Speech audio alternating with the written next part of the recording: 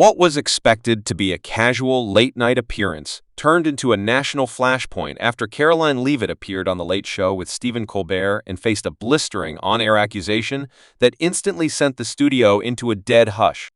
Colbert, known for his sharp wit and political jabs, thought he was setting up another one of his classic gotcha moments.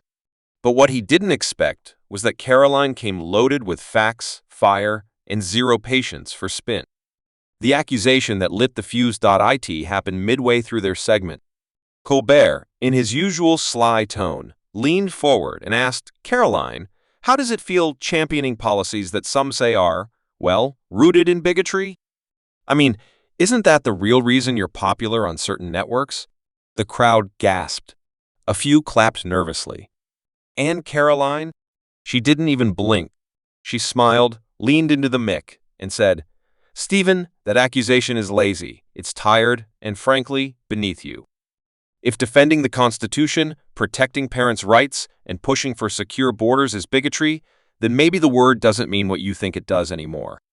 BOOM. Leavitt goes OFF, crowd frozen. Without missing a beat, Karoline launched into a fiery, composed breakdown. "You use comedy to push a narrative, and that's fine, it's your show. But don't pretend to be neutral while asking questions loaded like a CNN headline. Let's talk policy, not personal attacks. Debate the facts, not feelings." The audience, stunned at first, slowly began to murmur, then applaud not because they all agreed, but because she stood her ground without flinching. Even Colbert, visibly surprised, replied, "Well, that was sharper than expected." To which Karoline quipped, "I always come prepared." Even for soft chairs and hard questions, internet erupts, viral chaos ensues. Within minutes, Leavitt-Colbert started trending globally.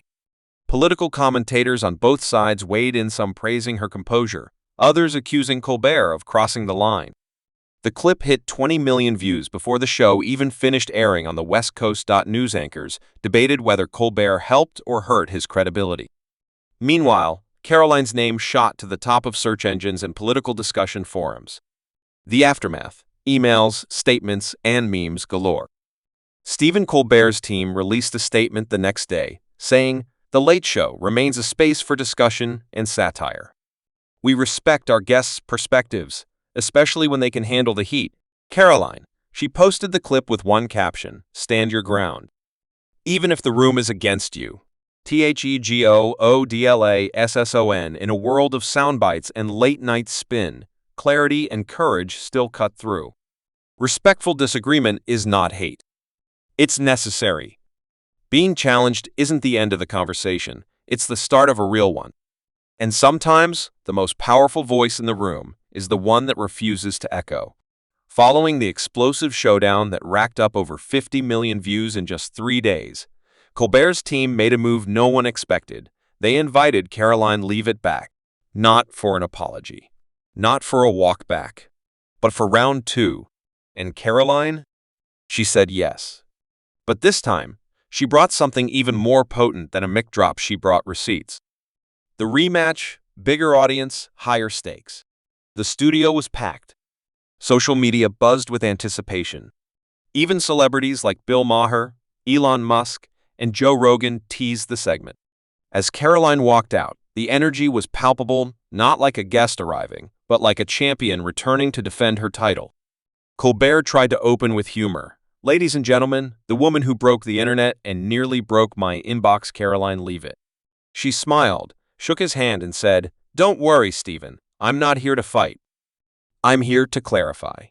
And then she did what no one expected. She calmly, methodically dismantled every misconception from the previous episode. The receipts hit the table. Karoline pulled out a folder and said, "You asked about bigoted policies last time, so let's talk facts." She listed crime rates in cities after soft-on-crime policies, with stats, parental rights bills, showing they protect both liberal and conservative families. Border security data showing bipartisan calls for reform. Colbert tried to interject with a joke, but the crowd wasn't laughing this time. They were listening. She looked him dead in the eye and said, "Satire is powerful, Stephen, but so is truth. And when you blend the two without responsibility, people stop knowing what's real. Boom! Again.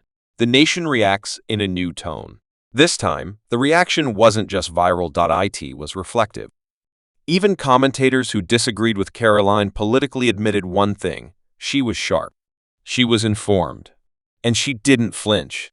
Late-night hosts on rival networks scrambled to cover the exchange. CNN, Fox, and even BBC ran segments titled, "Is Comedy Still Holding the Line Between Truth and Propaganda?" Leavitt vs. Late Night, the new age of political clarity? Stephen Colbert responds, and it's classy.At the end of the show. Colbert turned to the camera and said, "Karoline brought the heat and the homework. Whether you agree with her or not, you've got to respect someone who shows up ready to debate. That's what this country is built on." Applause thundered. It was a rare moment where both sides, host and guests, left the ring with dignity intact. ThecountInuedlaSSON, courage isn't just about shouting louder, it's about being clearer. Facts don't fear confrontation. They thrive in it. True dialogue isn't about who wins, it's about what's revealed. And when people stop yelling long enough to listen, that's when real change begins. As the curtain fell on Karoline Leavitt's second appearance on The Late Show, something extraordinary happened. Not a viral meme, not a political win, not a scandal, but a pause. Not silence from fear. Silence from respect.In, a time where noise often replaces nuance and mockery replaces meaning. One bold moment of clarity on a stage known for sarcasm cut through the chaos. And millions were watching, not to cheer or jeer, but to understand. A lesson for everyone left, right, and in between. Whether you agreed with Karoline or not, whether you found Colbert witty or weary, whether you came for the drama or the discourse, you saw something different this time. Two people from opposing worlds, face to face, one armed with jokes, the other with facts. But neither stormed off. Neither shouted down. And that's rare. That's powerful. That's necessary. ThegountOdlasson. We don't grow stronger by shouting louder. We grow smarter by listening better. Disagreement isn't division. It's democracy in motion. If we only laugh at what we don't like, we'll never learn what we don't understand. And if a conservative and a comedian can share a stage without losing their heads, maybe, just maybe, America hasn't lost its heart. As the lights dimmed and the credits rolled, viewers didn't turn off their screens. They leaned in, thinking maybe it's time we bring debates back, not to the internet. Because at the end of the day, truth isn't afraid of the spotlight. And unity isn't built on agreement, it's built on courage.